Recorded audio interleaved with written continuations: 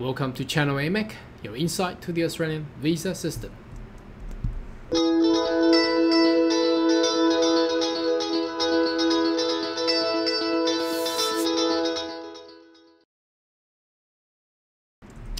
G'day everyone, my name is Carl Young, your online YouTube visa consultant. Now, are you interested in Australian visa and migration? Should you consider to subscribe to our channel and turn on the bell at the side, so once we have all the insight and news, you'll be the first one being informed. Now, in this video, I would like to discuss about the overall ranges of investment and business visa that the Australian as a nation had provided to everyone.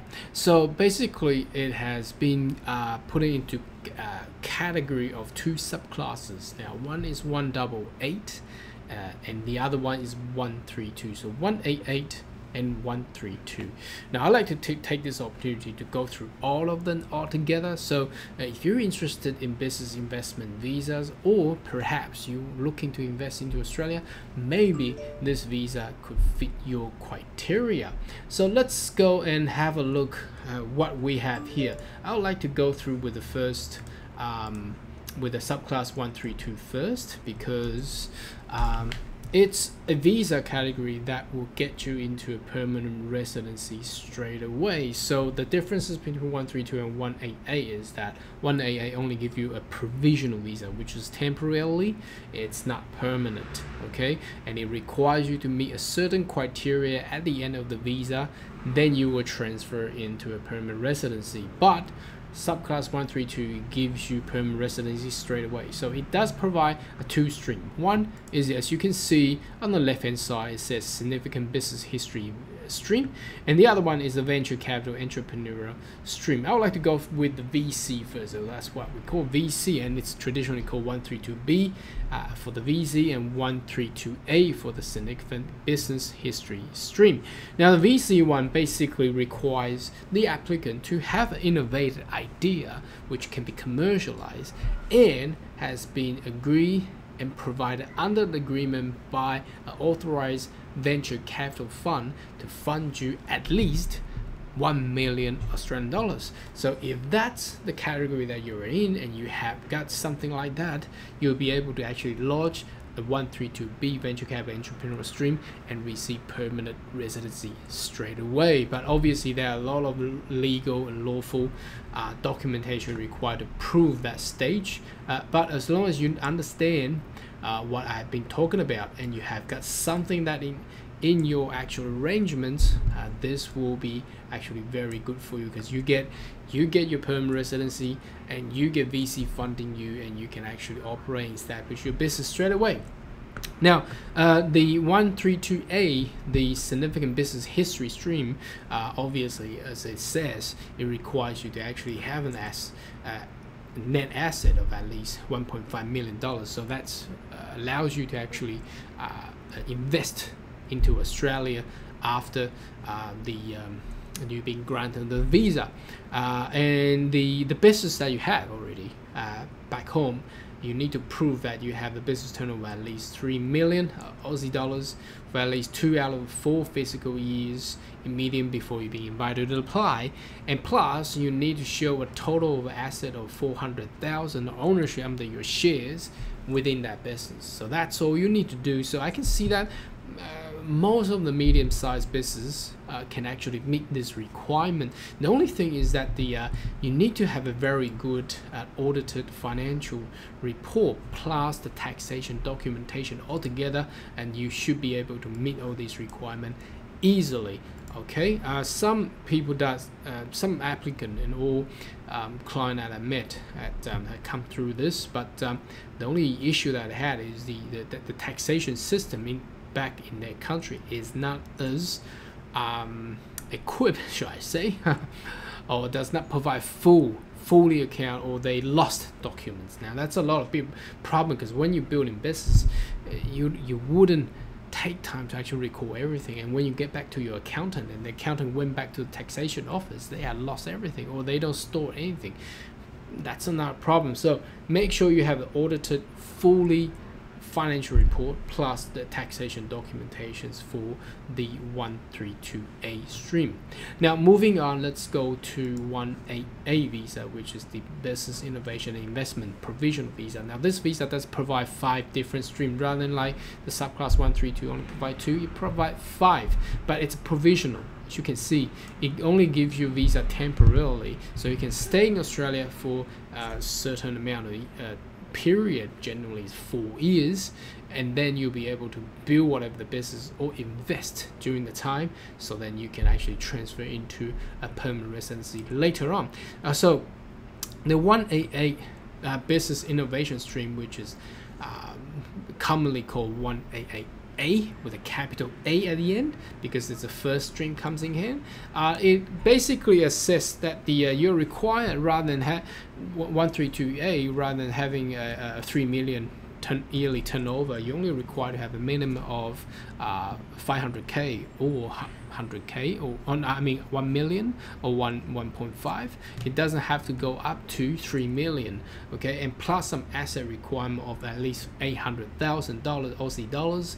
You're required to meet this business innovation stream. So that stream will allows you to come in for 4 years and 3 months. So during these 4 years and 3 months, you are required to actually operate a business successfully by injecting at least $200,000 and making 2 years of annual turnover in Australia equivalent to about 300,000 plus. But different states and territory have different requirements. Now moving on, when we jump to the investor stream, that's commonly called 1AA-B, okay, it's more for investor, but it's also open for business owners as well, because some people they don't have time to actually build another business again. So if you have lawfully acquired 1.5 million Australian dollars during the past years from building business or investment profits, then you may consider this, because once you inject that 1.5 million into Australian state or territory, generally it's a government bond or fund, then you'll be receiving this investor streams 188B visa for 4 years and 3 months. Now again, the good part about this one is, now let's talk about the disadvantage. Disadvantage is that you gotta spend 1.5 rather than only 200k from compared to 1AA. But the 1.5 goes to government bond. You're not required to do anything else. You can just sit back and relax. And 4 years later, you get your permanent residency straight away. And that's the beauty of it. You don't have to worry about what sort of business and you have to operate. You don't have that obligation to actually go through during a financial difficult timing like now. Okay, so putting something like this is actually very good at this point of time. So the only hurdle you need to go through is a lot of clients commonly need to go through is that you need to prove the $1.5 million are lawfully acquired, means that's taxed after taxed. Okay, now moving on into 1AA-C, which is the significant investor stream. Now this again has been commonly asked during the second half of 2020. The reason why is that after the financial crash, a lot of sectors goes into the bottom. Generally, going into investment is for a lot of investors, it's a good time to pick up good stocks as well. So going into significant investor stream with at least $5 million invested into a fund may be a good option as well, because once you hit the bottom, all you need to do is you seek to go up, and your investment could actually profit much better than imagine if we do this 5 million 2 or 3 years ago, and you met the pandemic of 2020. All your investment might go, 5 million could come down to about 4.5 or even 3. I'm not too sure how the risk management of your investment firm or fund has been managed, but I can guarantee that if we hit the bottom and you put that 5 million in not this year, but probably 2021, because this year hasn't opened up yet. In 2021, I think there will be a very good margin to be earned, and plus you will get your residency as well. So the only good part, the other good part, additional good part about significant investor stream is that it doesn't have that requirement to actually stay 183 days per year as per 1AA and 1AA-B. So 1AA-C, this SIV visa, only requires you to actually stay in Australia for 40 days, 40 days a year. That's a beauty. That's just like taking a holiday, and you actually gain that residency 4 years later anyhow. Now the other upgraded version of SIV is PIV. Let's jump down to that one. That's 1AA-D. Now personally, I haven't seen anyone actually done this, because rather than $5 million, you are required to inject 15 million. But the good part, again, it doesn't have that residency requirement of 183 days, but the advantage of this one, upgraded version, a premium investor, you get residency within a year. So you don't have to wait for 4 years. So within a year, after a 12-month lapse, you can actually lodge for you can actually transfer to a permanent residency straight away. Now although that's the good part about it, but personally, I don't see any advantage out of that, because 4 years and 1 year, one is triple of the investment amount. Obviously, you need to prove that you have lawfully earned this 15 million. I think that's much harder, and you're required to demonstrate and provide a lot of evidence of showing that you have made 15 mil. Taxation wise, I think that's a very complex part. So it's not that you can't do it, but I just don't see any benefit of doing this in compared to a 5 million one. If you can meet the 5 million, you know, you don't have residency requirement, you're required to live there for 183 days, you might as well just leave your investment there and wait there as well. Now the final part is 1AA-E, which is of the name entrepreneur. Now this stream is very similar to 132B, the VC entrepreneur stream. Again, it requires you to actually gain access of VC funding you a certain amount, so not 1 million now, but I think it's around 200 to 300k. Then you actually meet this requirement. Now to be honest, I think this stream is the most riskiest stream. The reason is that obviously you know about innovation projects, it's the success rate is not high.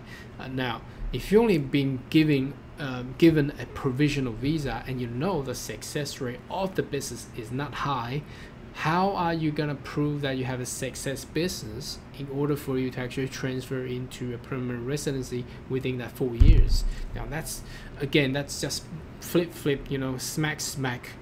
You know that the success rate of business is low, and you still want to do it, although your money was funded by someone else, by third party. But I'm not too sure if I'm having those kind of ideas.